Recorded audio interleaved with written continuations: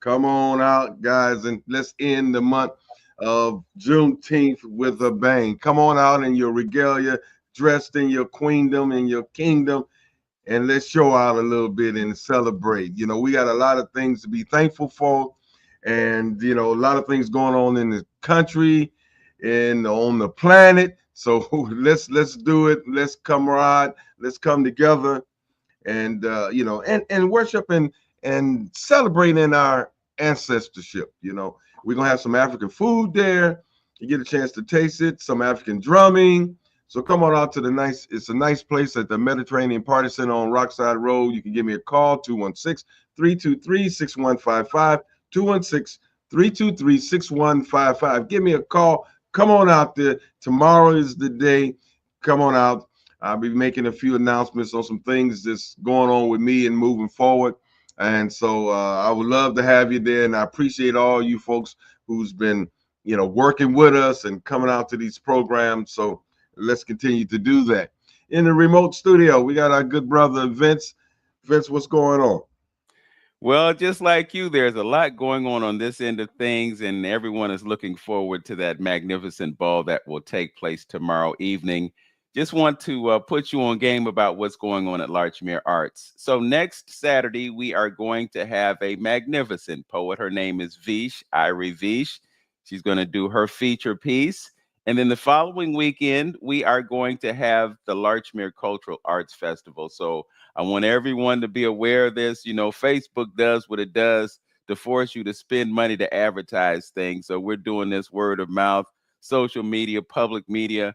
But we want you to know that we've got a whole slate of activities planned for that weekend. We're going to kick things off with an art exhibition at Unbar. It's going to feature the work of maybe 6 or 7 of Cleveland's most prominent artists. And then we're going to have a performance of spoken word by Dr. Mary Weems. And I'm going to help her out a little bit with some music and some of my own poetry. So we're going to have an evening of music and spoken word at Larchmere Arts. On the second day, which is Saturday the 12th, we're going to kick things off with an African drumming class at Kings and Queens of Culture.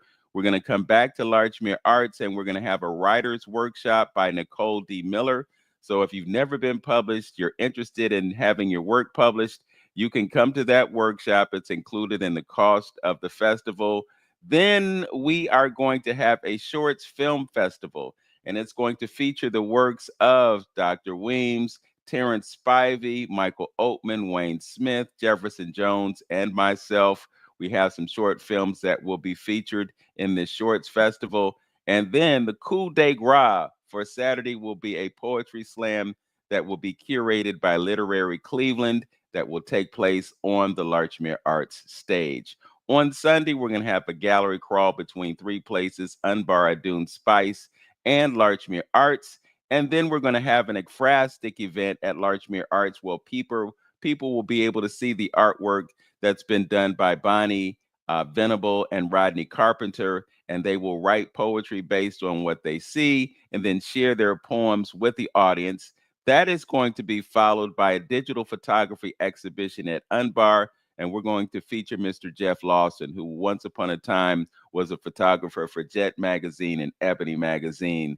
And then following that event, we are going to have a performance by Hugh People Vocal Ensemble. So it's a full festival. We hope that you will come through and take advantage of this great opportunity to experience culture that comes from our people. This is about us, for us, by us, unapologetically. So you have that to look forward to on July 11th through the 16th. I'll be putting up information so that you will be able to get your tickets. So that's it for that. We want to bring into the conversation 2 very distinguished individuals who are here to talk about something very special that they are going to be doing. We have Ms. Rhonda Crowder. She's the president of the Greater Cleveland Association of Black Journalists. And we have Mr. Grady Burrows, who is the director of programs for 100 Black Men of Greater Cleveland. These folks have teamed up to present to you a golf outing.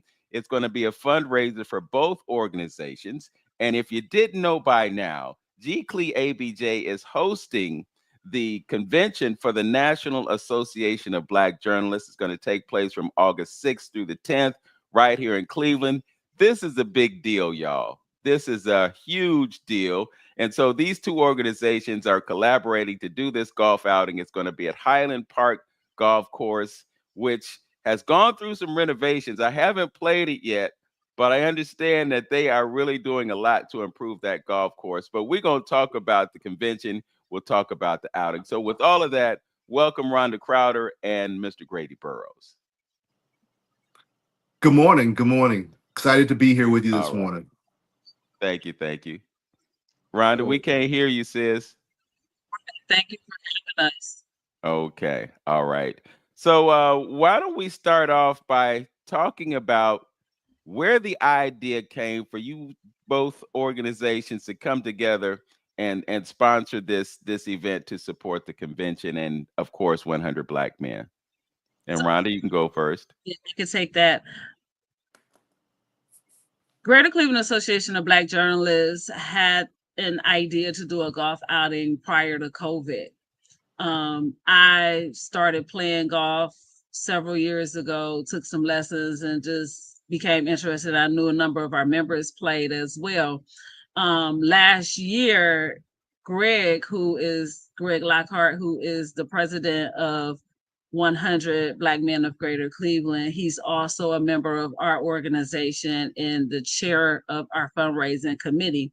And so the idea came back up, and he was sharing that 100 was looking to have a golf outing as well. So we began to think, like, why have two golf outings? Let's just collaborate and do it together, show the art of coming together as one. And so Greg thought that was a great idea. We tried it out last year. It was a success, and we decided to come back and do it again this year. Okay. All right. I didn't know you were a golfer, Rhonda. I dibble. Okay. All right. Well, Grady says the same thing. When we had our conversation yesterday, he said he gets out every once in a while, but golf outings are the perfect place to play golf because you get the benefit of the good golfers, the ones who really can hit. And every once in a while, you get lucky and sink that 40-foot putt. So let's hope that when you're standing on the green on that Sunday morning, Grady, that happens for you. Most definitely, Vince. And the thing about golf, it's a lifelong sport. So you can really go out there and have a lot of fun, have camaraderie. There's the folks who are competitive for sure, but even if you're a beginner, we want you to come out and have a good time fellowshipping with other people, with the community, and with people who are like-minded in a lot of our missions of what we're about. So we're going to have a whole host of activities, from putting skills to obviously the golf outing. There's going to be a fashion show. There's going to be a meal. So, worst case scenario, everybody eats. So even if you just eat, come on out and support us and make sure you get your meal, because those meals do go towards our fundraising goal and obviously the event and the mission that we're trying to achieve. But it's going to be a day of fun. It's going to be a day of fellowship. And whether you're an individual or you have a foursome, we want you to come and sign up, because there's going to be a place for you to get in and to definitely experience what we're hoping is going to be a glorious day. All right. So with a lot of golf outings, there are bragging rights that come from winning some of the games within the game. So can you give us an idea of what the contest will be within the golf outing? Oh, most definitely. We'll have the usual sorts of activities and games, as far as awards for closest to the hole, longest drive. There'll be a number of different things that you can come out, and even if you don't win the match, you definitely can get in the winner's circle with making sure you participate and have a good chance of winning one of our other prizes that are associated with this golf outing. Okay. And the big question is, will they walk away with a trophy? Oh, we're gonna have some medal. We're gonna have some medal. There will be bragging rights as well as hardware to take home. So we'll have And something. it's also important to know too, there's hardware for men and women. Yes. So we're encouraging the women to come out and play as well. Okay, so I take that you will be out there swinging your clubs for the I outing will too. be. Yes. She's not gonna just be the president flexing. She's gonna be out there trying to get her closest to the hole. Okay. Vince, All right. I'm playing because, like I said, I took lessons several years ago, but last year during our golf outing, that was my first time playing 18, going out on the course and playing 18 holes. So as Grady was saying, I think these golf outings are a perfect opportunity for beginners to get out and practice. Okay. Well, it just so happens that Lynn Hampton is also a golfer.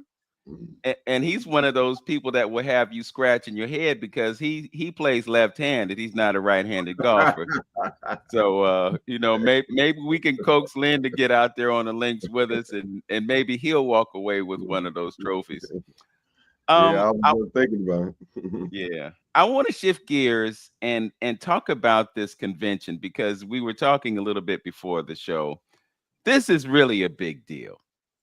I mean, if we look back to the convention that occurred last year? That was an election year, and a certain person showed up at the convention and wreaked all kinds of havoc, and our good friend Roland Martin caused a little controversy with his remarks. Talk to us about how big this is in terms of being a deal, Rhonda.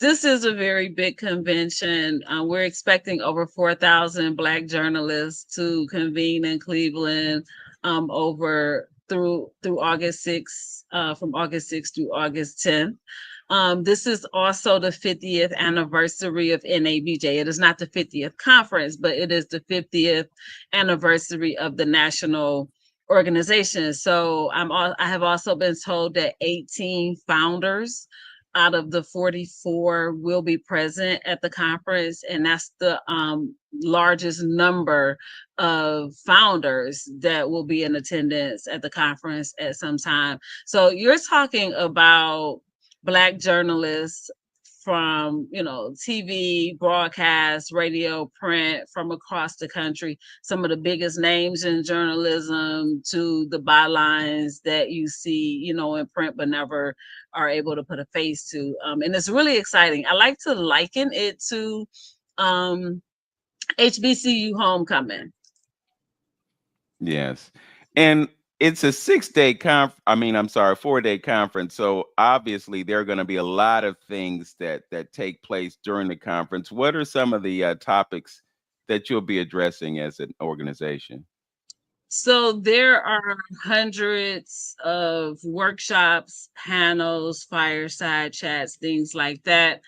And a lot of it is craft, professional development to specific topics of the day.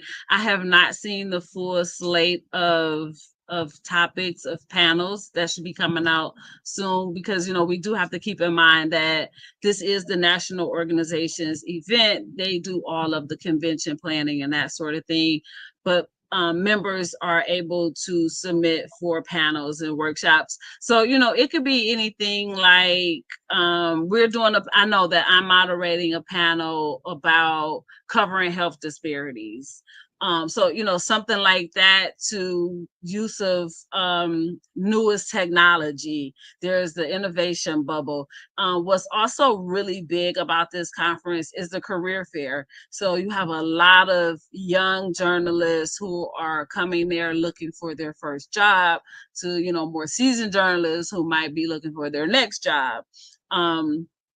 So it's a wide range of things, and even if you are not a journalist and just want to hang around journalists for a few days, I think it's also beneficial to people who are not journalists as well, because again, there's fireside chats, there's luncheons, there's a Hall of Fame luncheon, there's the Salute to Excellence Gala, and those are all of the national organization's events.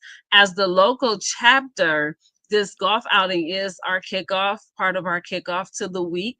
But we will also be hosting a meet and greet at the Cleveland Public Library on August 5th, the night before convention start. We'll also be hosting a Welcome to Cleveland party at the Rock and Roll Hall of Fame on opening night, after opening ceremony and opening reception, and then cultural tours on Saturday, August 9th. And at the Rock Hall event, we're expecting that's opening night, so we're expecting a lot of conference attendees to be at that event. And I can also share, so I know that Karamu will be performing during opening ceremony. So there's a lot of you'll get a lot of local flair and a lot of, you know, national, and they're going to be celebrating their 50th anniversary as well. Mm-hmm. So looking at what is planned for this event, can you talk about what happened in Chicago and what your experience was when you were there for that? My main purpose in Chicago was to promote Cleveland. We had an activation on the convention floor with Destination Cleveland to talk about Cleveland. We also had to host a kickoff party the last night of the last full day of convention on the Saturday.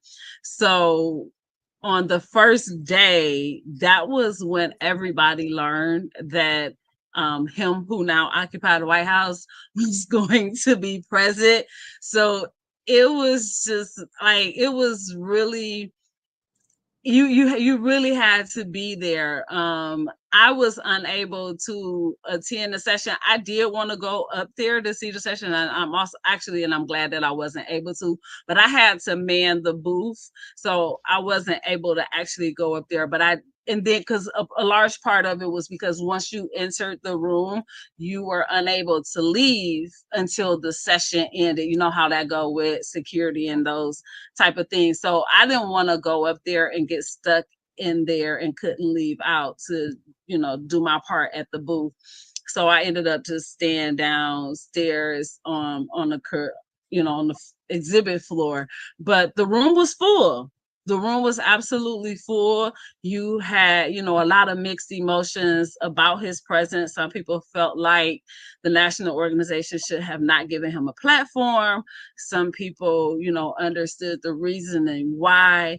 NABJ has always invited presidential candidates to come and speak at the convention. Sometimes they accept, sometimes they don't. And of course, he accepted, you know, in his true fashion, accepted the invitation this year. And so it was a lot of mixed emotions around the convention. It definitely for the first day, and then people kind of began to, you know, shake it off and get into the spirit of convention after that. Okay, so what were your takeaways from the convention? What did you see that we could use in Cleveland and do what we need to do to make this the success that the last one was? Our biggest goal with this convention in Cleveland, from, you know, the perspective of Destination Cleveland as well as the local chapter, is to make sure that our out of town guests leave with a great impression of Cleveland. You know, Cleveland comes with a lot of stereotypes or misconceptions or what have you. People have, you know, preconceived notions about what Cleveland is, and especially if they've never been there. So we really want people to leave Cleveland saying, wow, I didn't know Cleveland had this, or I didn't know that about Cleveland. You know, the hospitality was great. I was able to find things to do, that sort of thing, and to really understand what it's like also to be Black and to be a journalist in Cleveland, and for those who may be looking for another opportunity or the first opportunity, to consider Cleveland as a place to come and work. Okay. We're going to shift gears and bring our friend Grady into the conversation. And I noticed a similarity between the two organizations because they both got G Cle in them. Greater Cleveland for the hundreds of Black men and for the Association of Black Journalists. Grady, what is 100 Black Men of Greater Cleveland about? So the 100 Black Men of Greater Cleveland is part of the national organization, really international organization of 100 Black Men of America. And we stand on four primary pillars that we deliver programming, and a lot of our activity and our work centers around. Those activities are education, economic empowerment, health and wellness, and mentoring, which is where we really deploy the majority of our resources and our time in mentoring young boys. So we, through the work that we do a lot of work to ensure that our community, primarily the young people in our community, but really everyone has access and awareness to programming, to resources, to other things that uplift and empower Black people here in Cleveland to do bigger and better things. One of the really spotlights and gems that we've launched this year is our Saturday Academy that takes place the third Saturdays at Tri-C Eastern Campus. And Dr. Basson and the 100 have partnered to deliver this program, which is a mini to few kind of model where it's not necessarily our older model of one-to-one mentoring, but in this model, we take anyone and everyone who's a young man between the ages of about 8 to 18 who can come on that Saturday and hear a wealth of different programs and activities. We talk about everything from college readiness to mental health awareness to what it means to be able to grow up in a city and understand what types of resources you need to take advantage of to put yourself in a position to be successful. You know, many of our young men in the city and all over this country, for whatever reason, grow up in households where they may not have a strong male role model or figure. And a lot of our moms, our caretakers, bring their young men out because they're looking for someone to stand in the gap, to help them understand what it means to be accountable, to be responsible, to take responsibility for their lives and for the lives of their families. So the 100 Black Men gather every third Saturday at Tri-C, and we deliver this program. It's all free. We deliver continental breakfast. We have robust programming, and then we go forth and we set about our activities. We also, because of the summertime, have some outdoor activities like we do first tee golf, exposing many of the young men to putting and golf skills. We also do fishing demonstrations where we partner with those who can teach the young men how to fish, the correct ways to go about fishing, as well as exposing them to rowing and other things that they may not necessarily get in their day-to-day lives, but again, are lifelong skills that can open doorways, introduce them to opportunities where there are scholarships or new communities where they can grow and thrive. The 100 has been a mainstay, and we recognize that, especially in this time in our nation's history right now, resources continually to become shorter and shorter. And we recognize there's a big need in our community, whether they're the young men that we mentor, their families, or the wider community at whole. So we really want to be a resource and a one-stop gap when it comes to folks who have needs that need to be met and are crying out for help for their young men and sometimes even their young ladies to get the skills and the needs and the mentoring aspects to make them stronger and better citizens and have a brighter future. Yes. You know, when you're talking about the four pillars and talking about the mentorship angle, I couldn't help but think, and I think Brother Hamtonio can appreciate this. And if you haven't considered it, I just want to give this to you as an idea. One of the biggest lacks that we have in the development and evolution of our young people is rites of passage. Mhm. And what you're doing is kind of like rites of passage because you're talking about giving young people a sense, or young men a sense of their purpose in life and their function in society. Rites of passage programs do a phenomenal job of preparing young people for the next phase in life. So I'm hopeful that at some point, if you haven't thought about it, you might think about incorporating rites of passage. And I want to bring Brother Hamtonio into the conversation just so that he can give us his perspective on the value of rites of passage and how it connects to our heritage as a people. Brother Antonio? Yeah, definitely. I think, here I go again. I think that, all roads right at this point in junction where we are as Black people. Let's look at this thing where we are. We having these conversations. We've been having these constant conversations. We've been talking about our youth. We've been talking about leadership.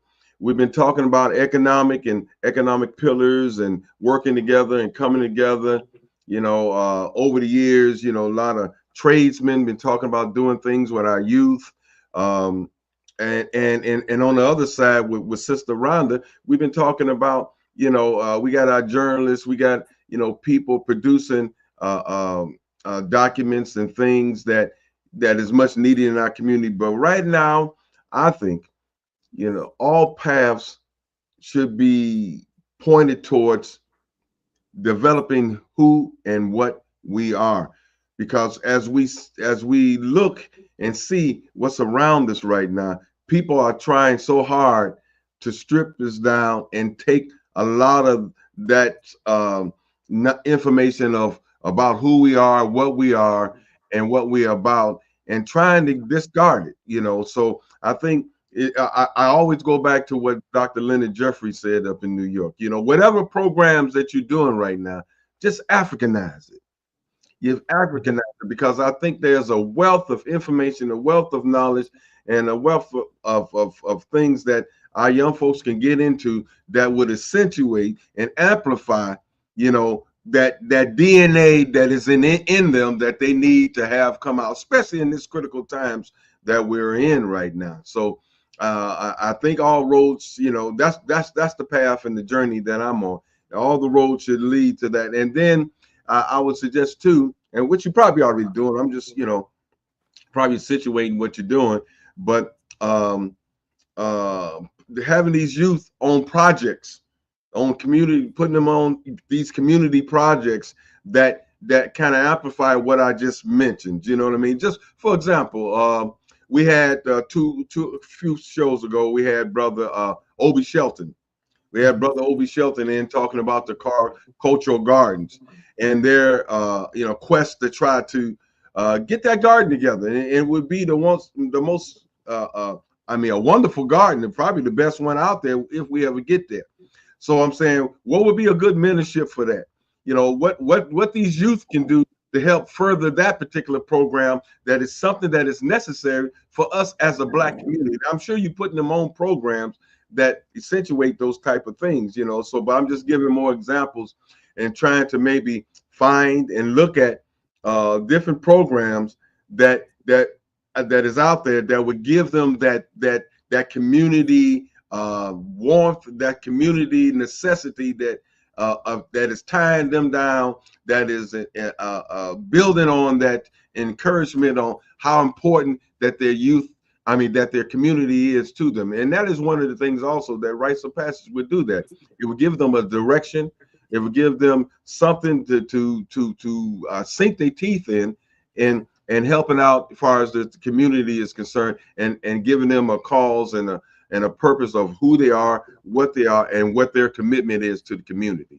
So I think all roads at this particular point should be leading, in this critical time, as far as being Black and Black youth, because those youth can easily, in my profession, being a ex-police officer or retired police officer, look at what's going on here, and the climate that is out there right now for them to easily go the other way. It's out there. When I hear street takeovers, the dirt bikes and things of that nature. So we have to step up and amplify, what we're doing to counteract some of that. So and have these youth to be able to take pride in what in their community, and we got to bring back some of that. And then there's something that I wrote about. We got to, when you see those youth out there, I'm talking to the community and everybody right now. When you see those youth out there, acknowledge them. If you see them doing something good, acknowledge those youth. You let them know, hey, I see what you're doing. and to let them know that folks are watching, and that is positive, what you're doing, and to encourage them to keep that type of flavor going on, and maybe it can spread out to some of their friends and things like that. So I want to, and thank you for that, Brother Hamtonia. I want to just say to Grady that what you're doing for our young brothers is so important. I mean, the sisters do an extremely good job of lifting each other up, looking at each other's needs. And when you look at the folks who were doing in Cleveland, it's the sisters. So to have brothers step up and say, well, we got to do what we can for young men is commendable, necessary. So what I just shared with you was something that could perhaps even raise the bar to that effort. But when you talk about the four pillars, could you go a little bit more into some of the other ways that you're reaching our young men? Sure, most definitely. So when we talk about those pillars again of education, economic empowerment, health and wellness, and mentoring, our resources go full bore into these areas. For education, we bring in educators, people like Kathy Primes, who runs a tutoring program in the city and many CMSD schools. And we talk about what it means to matriculate and get ready to have a post high school career, whether you're going on to college, learning a trade, whatever you're preparing for. What are the kinds of things you need to be doing as a student right now in school, and how to get resources to come into your life, whether they be through the school, through the libraries, reaching out for tutoring and other things that our young people sometimes don't avail themselves to. In well-resourced areas, many of these things come naturally, but our young people and our families need to be made aware that education can always, and it's available, but it may not always be in the shape or the size that you can it'll just knock on your door and it's there placed before you. Sometimes you got to go out and many times fight for it, but an educational right is something that we all have access to. So again, for a lot of them who do go on to college or post-secondary schools, how do you get money for school? A lot of times school is unattainable because it's so expensive these days. But there's still ways to get scholarships, to get grants, and to do as much as we can to minimize loans so that those who do want to go on to get a college education can get that. And there's many options, whether they be HBCUs or PWIs or whatever. There's a lot of ways to get that education, which is oftentimes the best way to lead and change one's life and trajectory. Then going on to economic empowerment, we educate our young people on what it means to be able to save and to invest, to understand what generational wealth looks like. We just took a group of young people, about 5 young men, to New Orleans, all expense paid, to our national conference. And a team of young men competed in the State Farm finance contest, where they studied all the different types of ways to invest money, to make money grow, and most importantly, let money work for you while you sleep. Because if you're not making money while you sleep, you will work for the rest of your life. And those types of skills and embodiment are very important for us to bestow upon our young people so that they can break cycles of poverty and begin to understand what it means to save and have generational wealth that it can be passed down from one generation to the next, and how the stock market and other financial instruments of investment can really, really work for them.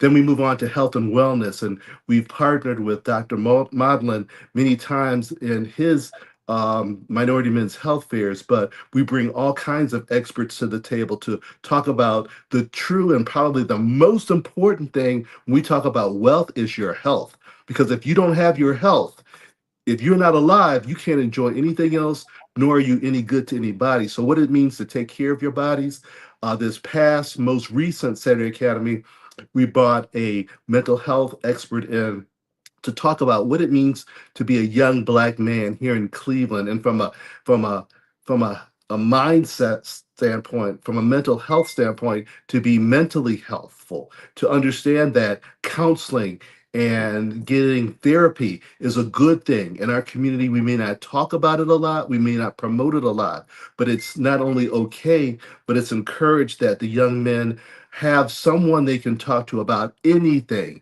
whether that person's in their house, a teacher, one of the mentors in the 100, or a trained or licensed professional, but having mental health and feeling positive in their outlooks, who their friends are, who they associate themselves with, is very, very important.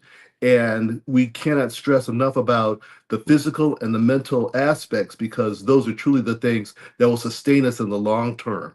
And last but not least is the mentoring part.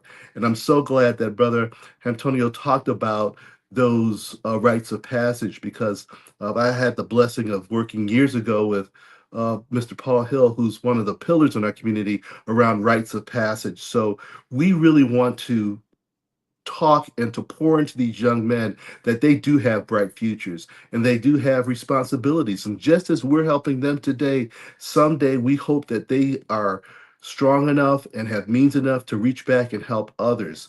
Because I always preach and I tell everybody, nobody's coming to save us. Nobody's coming to save our community but ourselves. So it's incumbent upon everyone to get strong, to do their best, to pour into these young people, and to show them that a mentor may not necessarily be a blood relative or someone in your immediate household or family, but there's surrogates and there's people who care about them and want to ensure that not only our community, but our race, our people, and the families and the people to come have connections and linkages that are not broken, that are not destroyed by administrations or negative thought or people who just wish us harm, but that we're people, with rich heritage who are here for a purpose. And everybody has God-given talents that's important for us to live to their fullest. So those are the things that we really fixate our time and our energy around, and really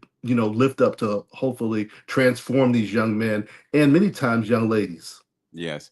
Well, Grady, as you mentioned all the things that you're doing, it's obvious to me that you're really taking a holistic approach in dealing with a complete person. I really like what you said when you pointed out that the mantra of the economic piece, and that is you want your money to work for you and not you to work for your money. That's really been the secret to how the 1% has been able to maintain their stranglehold in terms of control of all of us. So one of the biggest issues that we deal with as a community is that we don't save and we don't invest. And we talk about this on this program all the time. We have to make better decisions when it comes to what we do with our money.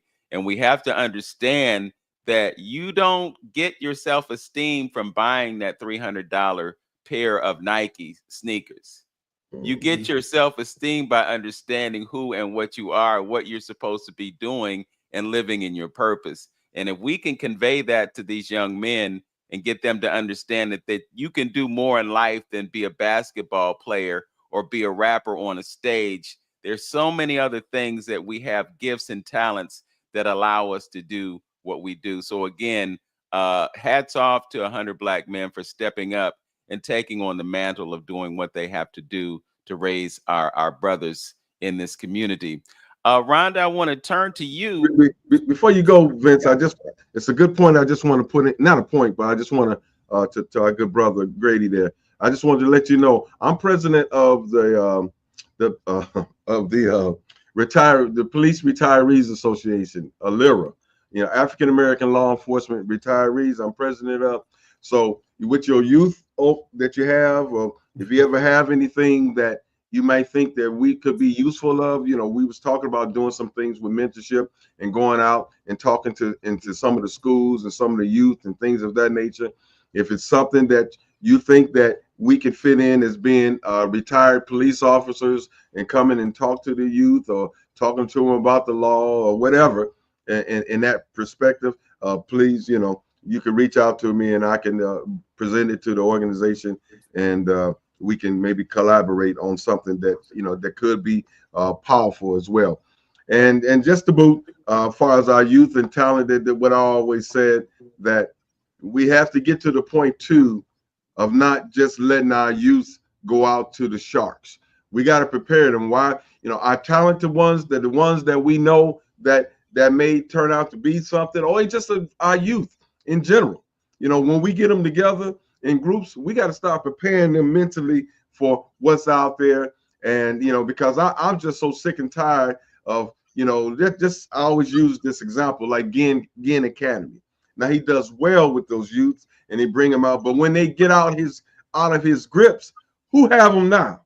You know what I mean? Who's responsible for them now? You know, and they getting all the fluff out there, and a lot of times they don't look back to their community. So we should be inbred into them youth, especially our talented ones, their purpose and their commitment back to the youth, I mean to the community, you know, while they're young there, so that when they get to a certain status, that they remember and know what their role in their job is, you know. So we can't keep prepping our youth and then letting them go out there to the sharks and they misuse them and they forget, you know, where they come from and who they're about, you know. Yeah, and this is kind of a tangent, but I kind of illustrates the point of what Brother Antonio is saying.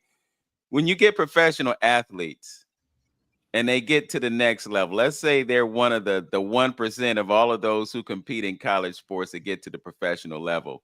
When they get to the professional level, the sharks come in. The agents, they set up attorneys, they set up accountants, they set up all their folks, and they profit on these young men.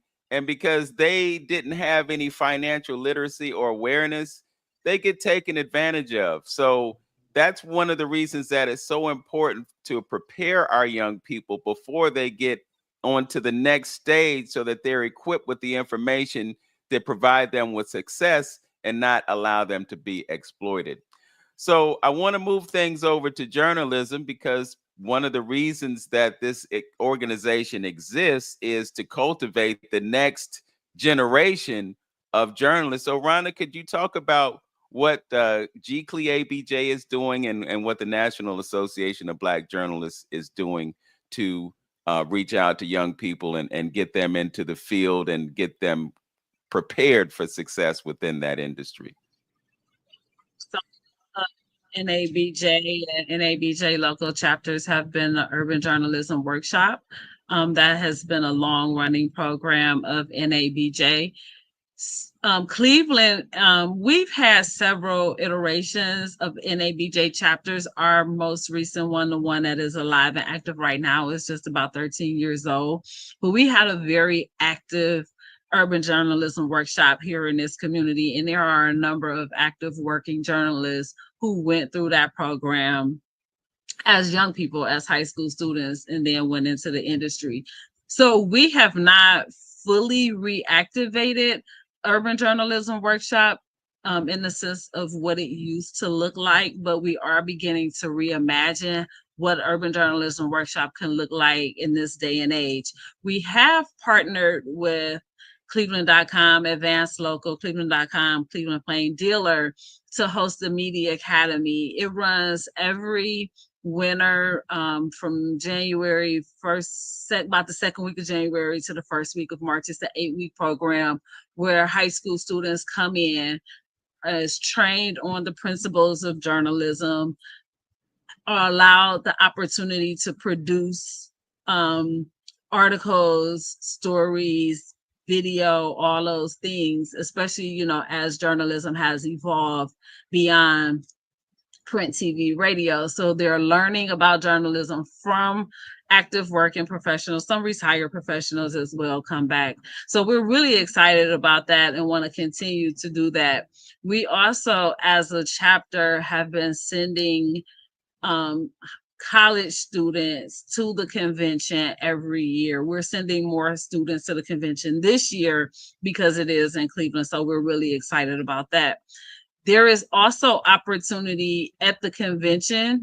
They have a program called J-Shop, where high school students can come and work, learn about the journalism and work during the convention during those days to produce stories. And then there's also program for college students as well. So as you said, it's really about cultivating that next generation of Black journalists. Okay. In addition to those there we have the existing journalists.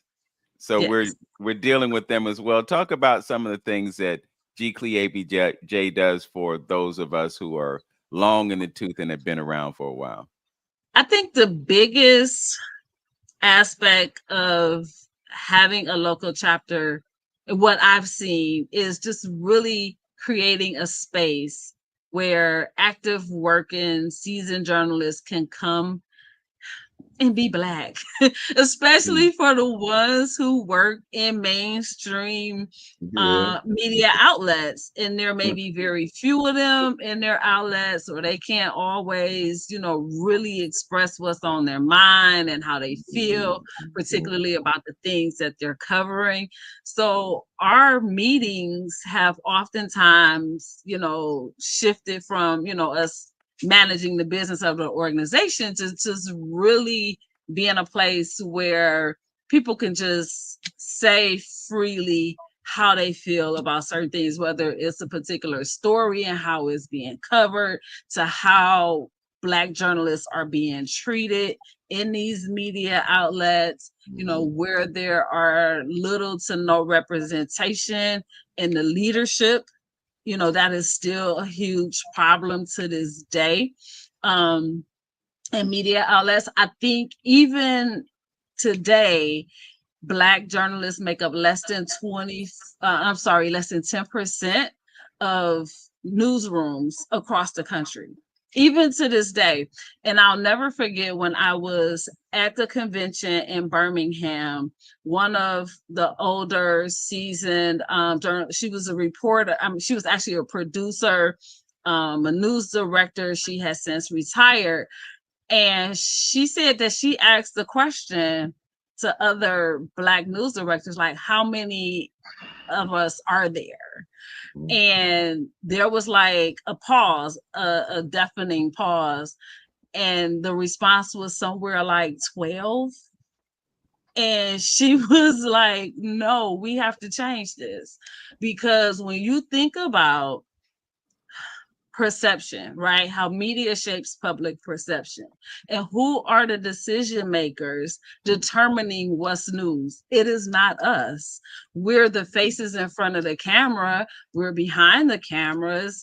We're the reporters, maybe, writing the reports and that sort of thing. But it's very few of us that is in those meetings making the decisions on what's going to be at the top of the news hour, or what's above the fold on the newspaper, or what stories will we continue to follow. Yeah. As I'm thinking about this upcoming convention and reflecting on how things have changed so much within the industry, whether it be the print media, whether it be the broadcast media, there are things that we probably need to have conversations with each other on how we can continue to thrive and survive. Once upon a time, there were so many of us that were working for the Plain Dealer, for example. And then they went through all the changes that they did, and folks like Afi Scruggs and others basically got booted out. So we have to adapt to the changes in technology, the way things are being done. Back in the day, a reporter would go out to do a story.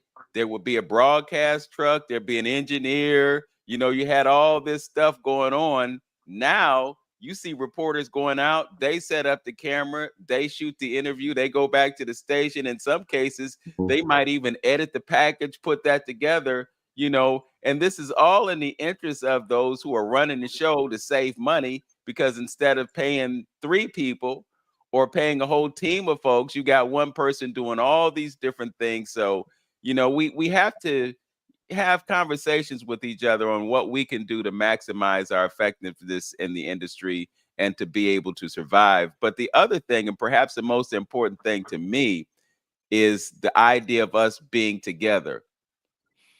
For us, because we have something in common that kind of is a bond between us. And it's okay for everybody else to come together and have their own organizations. But then when we do it, all of a sudden, oh, wait a minute, y'all being exclusionary, but you being exclusionary when you have that club on Murray Hill that we can't get into.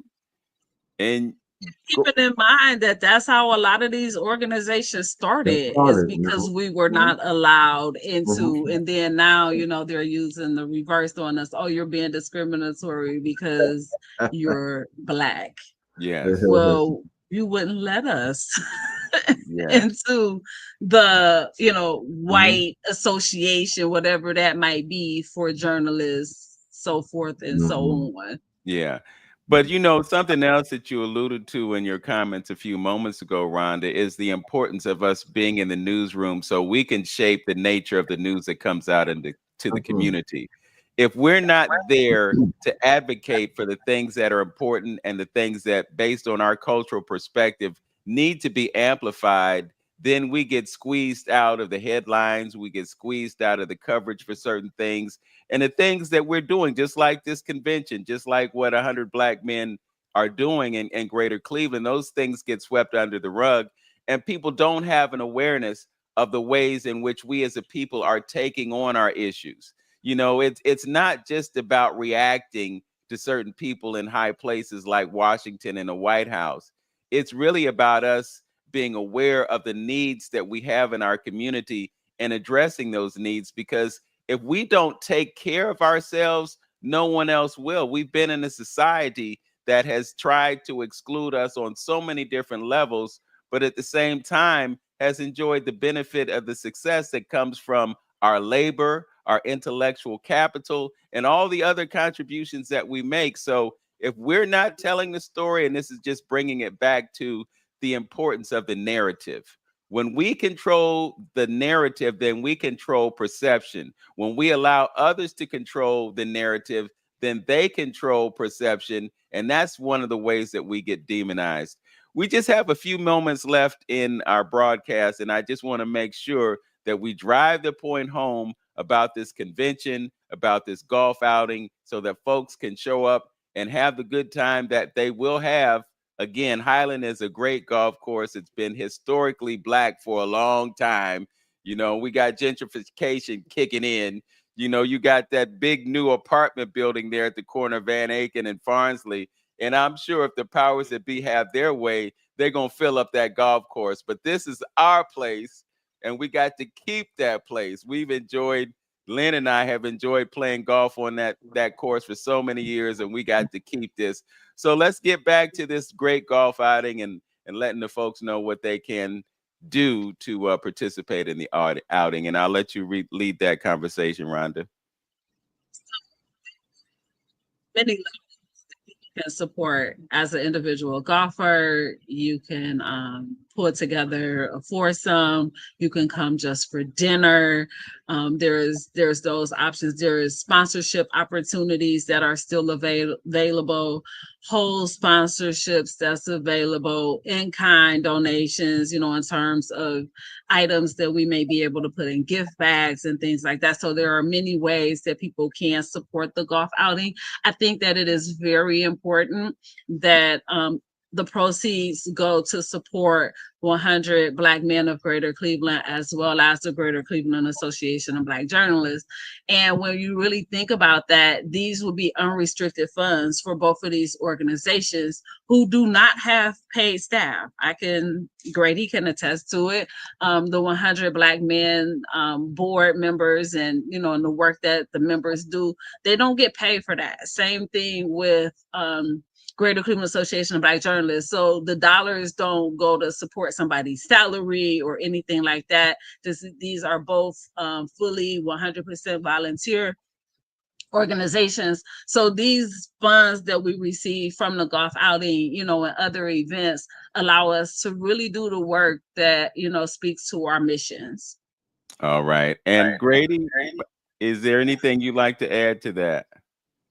I just wanted to echo and follow up with what Rhonda just said. It's going to be an action-packed day with golf, fellowship. We're going to have obviously a dinner served and a fashion show. So David Ford will be premiering a line of clothing around golf and leisure. So there's really going to be something for everybody. We want you to come on out, enjoy, have fun, take part. There's something literally for everyone. And registration will begin that morning at 8 a.m. and we will begin actually teeing off at 9 a.m. And there's a wealth of ways you can sign up. Obviously, you can go to the 100 Black Men of Greater Cleveland website. I'm sure Rhonda has a website as well where there's a QR code and registration links. But it's very easy to sign up. We need you to come out to support us because really, as Rhonda said, all of our work is poured back into the community and to young people and to people who are aspiring journalists and to people who look like us. So we really do need and would appreciate Cleveland to come out, support, and have a great time on Sunday, August the 3rd. Okay, what do golf do best? Network. Come on out and network. That's what golf do. We're going to put a link to both websites, GCLE ABJ and 100 Black Men of Greater Cleveland. That will go into the description for this video. So if you're looking for links, you'll be able to get them there. Brother Hamtonio, we just have just a few moments left in the broadcast. So I know you want to mention the ball that's going to take place tomorrow night. Yes, come out to the Taste of African Ball tomorrow at the Mediterranean Party Center from 6 to 11. Tickets are $25. Single, couple 45. We have African food, the drumming, dancing, and socializing, and like minds who wants to experience the culture and golfing the culture. That's what it's about. A little taste of Africa. All right. 323-6155. Okay, don't forget, we're going to have percussion and poetry at Larchmere Arts next Saturday at 7 o'clock. We got Elijah Gilmore, who's going to be playing percussion. I will be playing percussion on the piano, and we got Irie Vish, who will be our featured poet.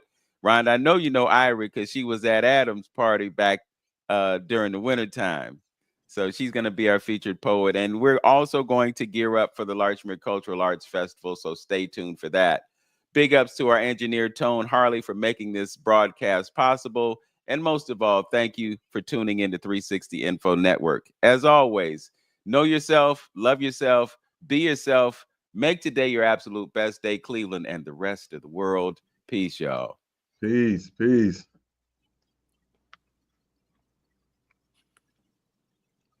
Okay.